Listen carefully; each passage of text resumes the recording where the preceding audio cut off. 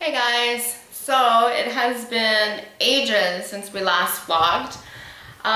There's been a lot of, I wouldn't say a lot, but there's been some changes. It's okay, just leave it, I'll edit it. Hey guys, so I'd like to say that, no. Hey guys, so it's, no, I don't want him in the shot yet.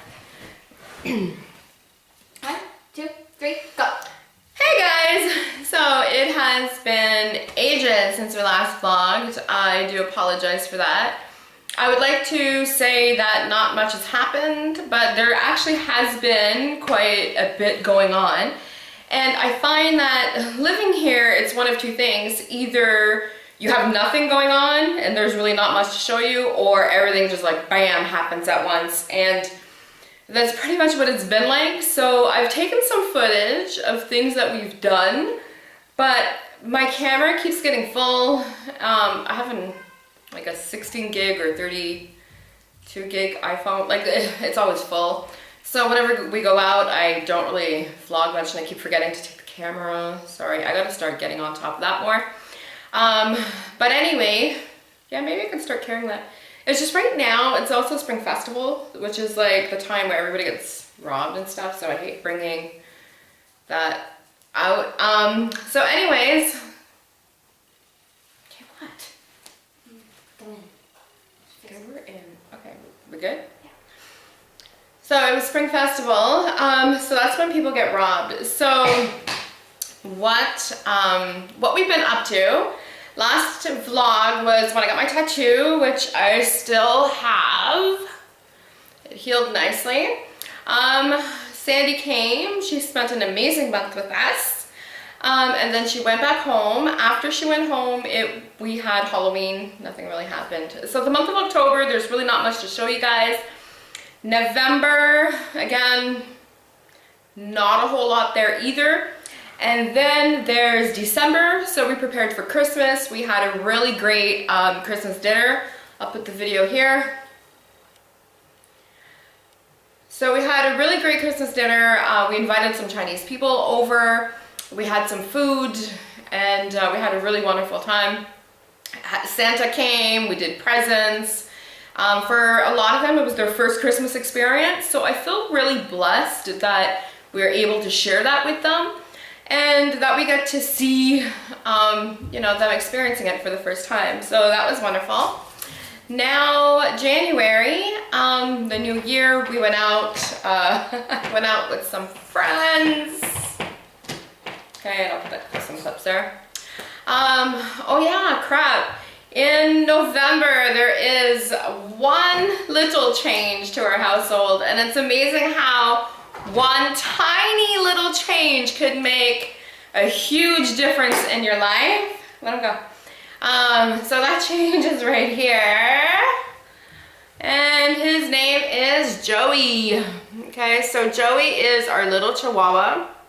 He's about 5 months old right now. We got him when he was 3 months old. Nova adores him. He gets along with Nova really well. I didn't want, well, okay, so we've had Chihuahuas before. I didn't want another one at this point. I debated on getting him for the first week, I think, after I got him. I kind of regretted it a little bit because I was like, what did I do? You know, I really didn't put much thought on it, but it was love at first sight. When you see it, you're like, I can't leave without it. And that's pretty much what happened. It's been, what, 2 months? Almost 3 months now. Oh my God, he's almost 6 months old. I don't regret it one bit. He's a little bit more stubborn than Nova, but I mean, he's really loving and a wonderful dog. So that's what has been going on. So I wanted to do a quick vlog. I've been doing a lot of thinking, and he's trying to get down. Been doing a lot of thinking, and one thing that I noticed there's not a whole lot of videos of on YouTube is, you know, what do you do when you decide that you're moving to China? Now what? right? So where do you go from there? First of all, reasons. Everybody goes to China for their own reason. Everybody who's here has a story. You don't end up in a first world country, wake up one morning and say, you know what, I think I'm gonna go to China. And for many of people, when you look at going abroad, China's not really on the top of that list for where you're gonna go. So, I mean, we all have our story as to why we're here. I'm not ready to share mine yet. Eventually, I'm sure I will. But let me help you with now where do you go. So the first thing that I want to say is that's very important is you need to, when you commit to it, like when you decide I'm going, you need to go right then and there. Like start getting everything going. Once you decide you're gonna go, commit to that. Because here's the thing, once you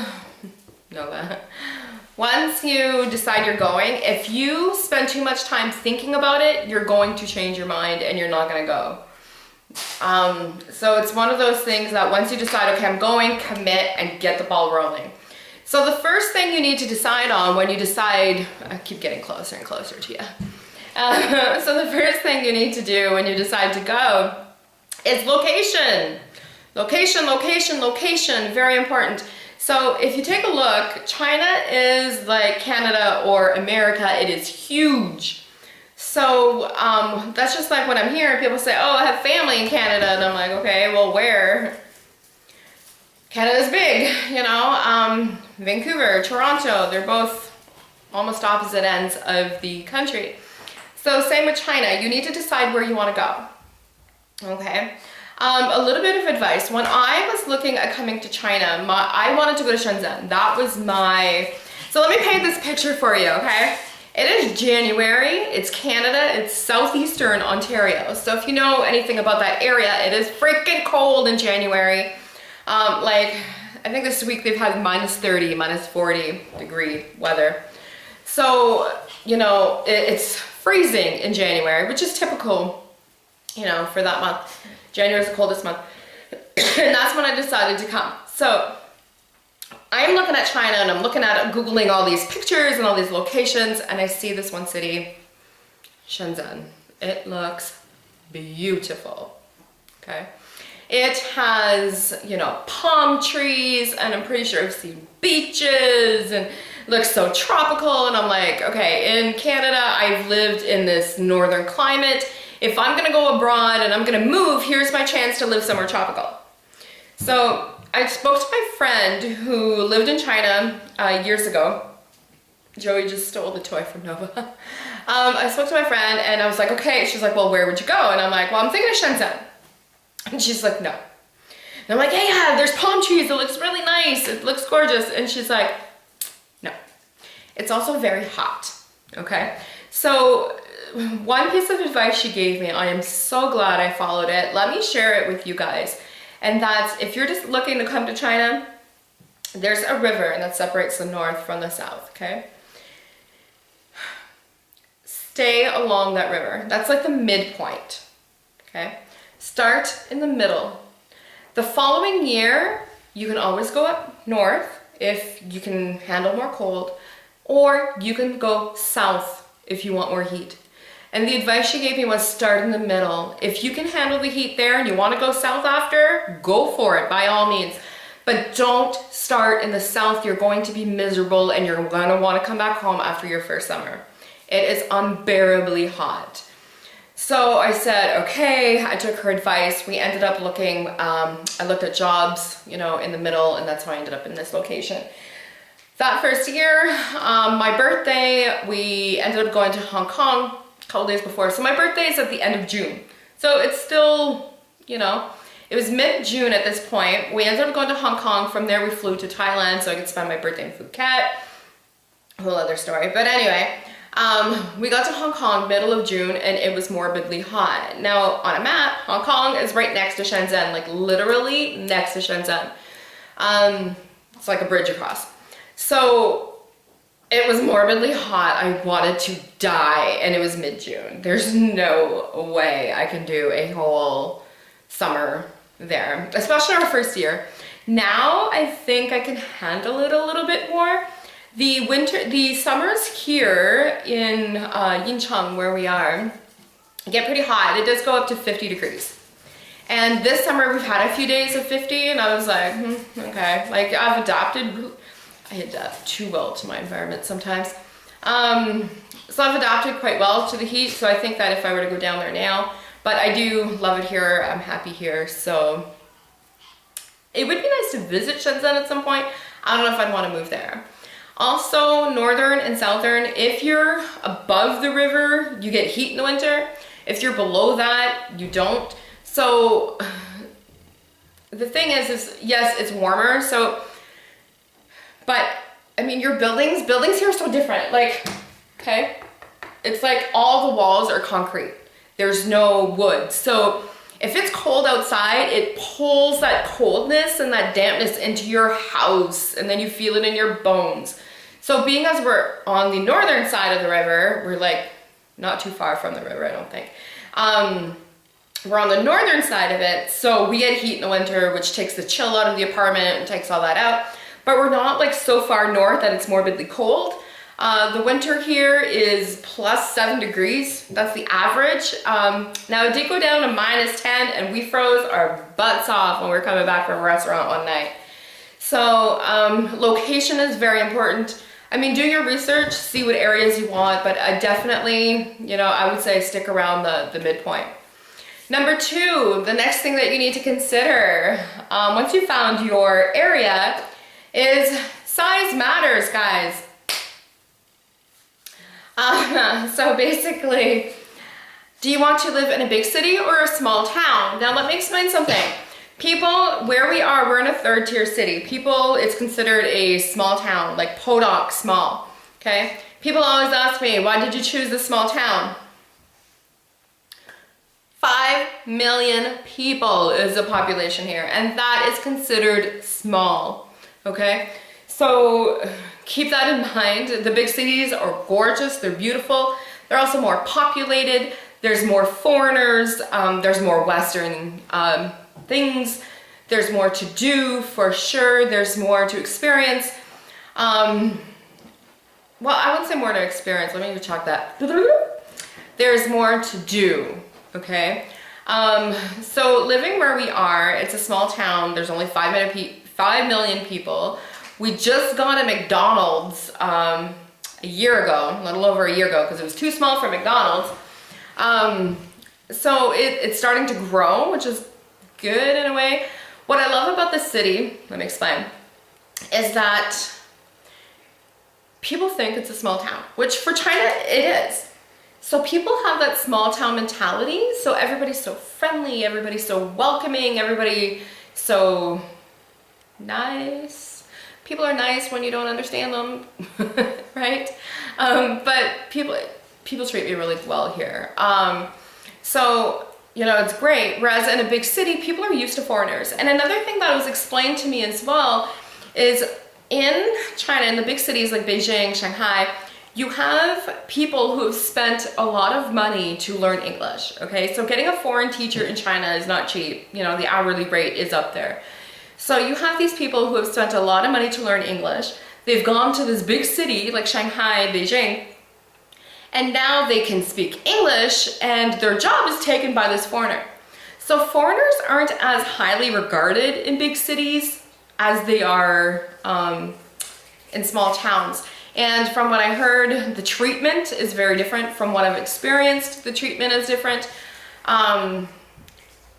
Here in the small town, because there's not a lot of foreigners, so out of 5 million, there's like 5 foreigners. I'm literally 1 in a million, okay? So when people see you, they're like, wow, like, and the stares and the points and all that. In Beijing, people are just like, okay, foreigner. You're just a face in the crowd because there's foreigners everywhere. I even noticed when we went to Xi'an, there's quite a few foreigners there. So you still get some stares, but nowhere near what it is here. Which, I mean, it doesn't really bother me. Some days I like the attention because I'm a bit of an attention whore like that. The thing that bothers me is the little children. When they're like, oh, wiggle around, They start yelling that, which just means like foreigner, foreigner. So then I'll look at them and I'll be like, Zhongguo Ren! And I'll look shocked, which means like Chinese person. And then they're like, oh, and then they get all like shy and embarrassed and then they leave me alone. So, so that's my experience with that. So now you know where you're gonna go, you know what size city you want, right? Tier 1, which is like Shanghai, Beijing. Tier 2, which is like a little suburb from that. Tier 3, which is, you know, and then Tier 4, which is like really in the middle of nowhere. Then next, find a job. They are hiring all over the place. I mean, coming here as a foreigner, it's really not hard, especially as a native speaker. It's really not hard to find a job. I make more money when my school is closed than when I do when it's open. So I'm on salary. So how it works for me is I get my monthly allowance, so-called, my salary, regardless of how many hours I work. My contract is up to 20. I work 12, so hours a week.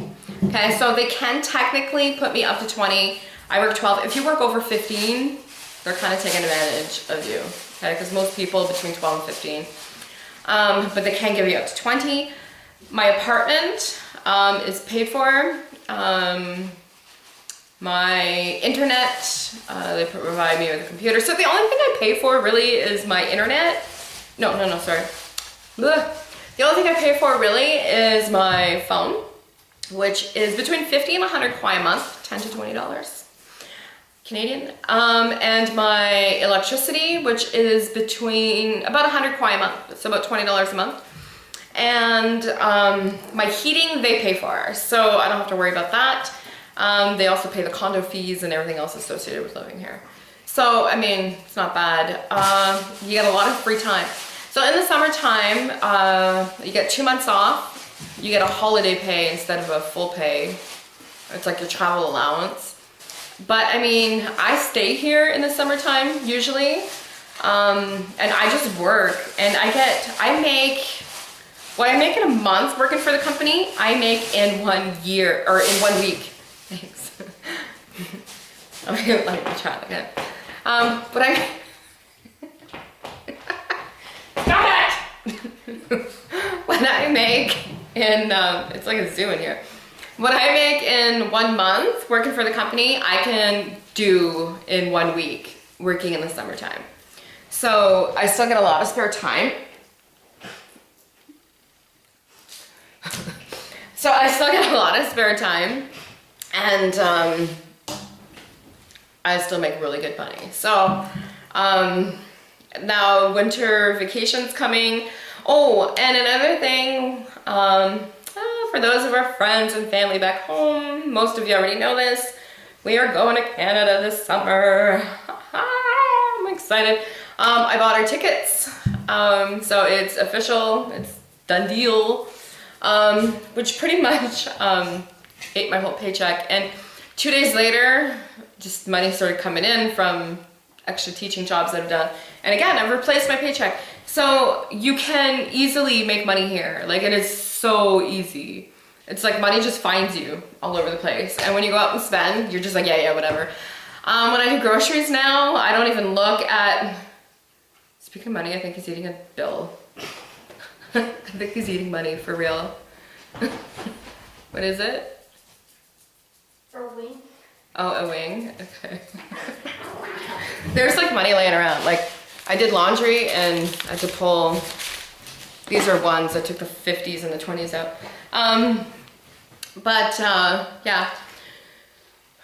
Money finds you really easily here. So next, just find a job. Contracts are everywhere. If you need help, let me know. I'm connected with a bunch of groups that post jobs all the time, so I can send some to you. Let me know what you're looking for. But yeah, they're everywhere. So next thing you want to do is get your visa, okay? So you just go to the embassy. So once you get a job offer, they're gonna send you all the documents you need. You go to the embassy, apply for your visa. Within 3 days, you get it, book your ticket, and go. So the whole process can take anywhere from a week to however long you stall it out. So for me,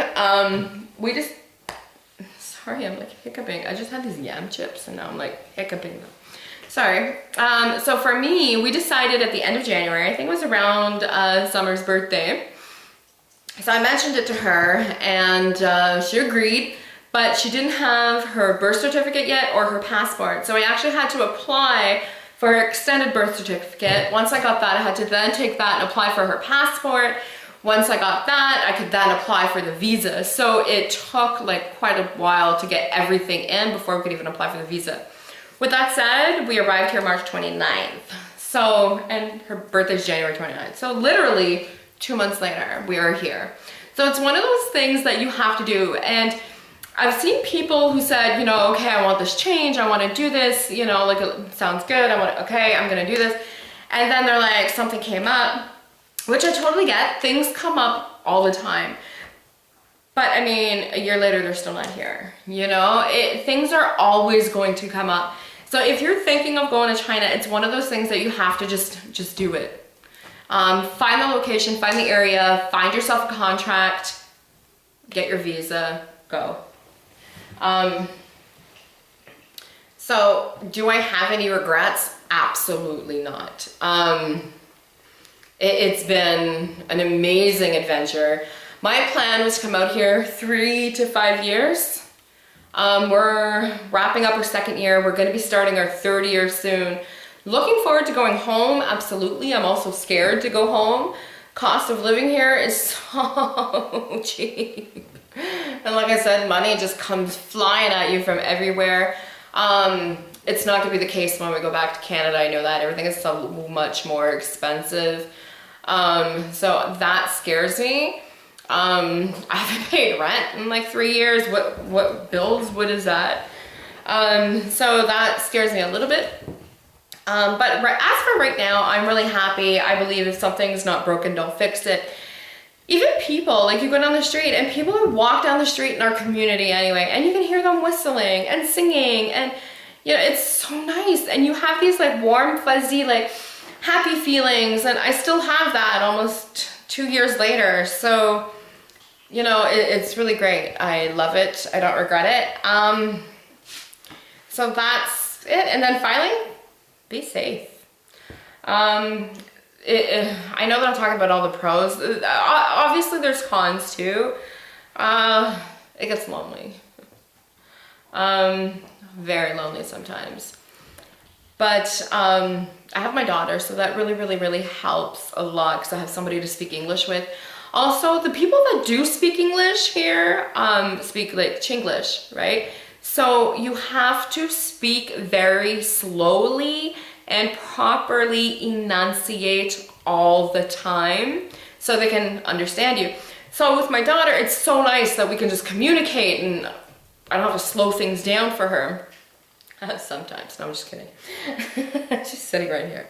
So I don't have to slow things down for her. So it's really nice that we're able to communicate quickly. Also, foods. When you get here, find some foods that are familiar to your palate. So one thing that they have like almost everywhere around here is called tomato and egg. So it's like tomato, it's literally tomatoes and eggs. So it's a tomato cooked, like stewed tomato with eggs inside and noodles, okay? Like that's it, and garlic. So the flavor is so familiar to your palate. I remember the first time I had eggs here, I was like, oh my God, and that's all I ate because it was the only thing that tasted like home. One of our friends, I remember him and his wife took us to Hot Pot for the first time. So Hot Pot is all about the experience and the flavor profiles and the spices. And so you have a pot, and inside the pot you got all these flavors and spices, and then you dip your food in it, and then you dip it into this little concoction that you made with like this peanut sauce and other things in it. We didn't want spices, we had just like plain water. So it was just plain boiled water. And in that we had dipped like our vegetables, like a carrot for example, and then we just ate it directly. And he was laughing at us because he was like, oh my God, you guys are so lame. Like, you know, there's no flavor, it tastes like nothing. But I was so happy, and it was the first time. We had been here for about 2 weeks. It was the first time that I ate something familiar. It was so nice. From there, we started discovering that egg noodle place. I think we were here for 3-4 months when I discovered that. I was like, man, I wish I would have known about these things when I got here. Now I love the food. It is so different from any Chinese food you're ever gonna have. The food's incredible and cheap. But yeah. So that's it. I just wanted to recap you guys on what's been going on these past few months. We also have an Instagram account. Instagram's a little bit easier for me to update because I don't have to edit videos. I don't have to worry about running out of room on my phone because it's just photos. So don't forget to subscribe to our Instagram, see what's going on. There's a lot more posted on there. I want to get in the habit of uploading more videos too on our channel. So we'll do that. Let's see, so I updated you guys on what's going on. I've gave you things to consider when you move to China, and then I also gave you tips for what to do when you get here. So comment down below, let me know if you have any questions, or if you have any tips for people. Maybe you're in China already and you have tips, or you're looking at going to China and you have questions. Don't hesitate, leave them below, and definitely answer them if I can. All right, 再见。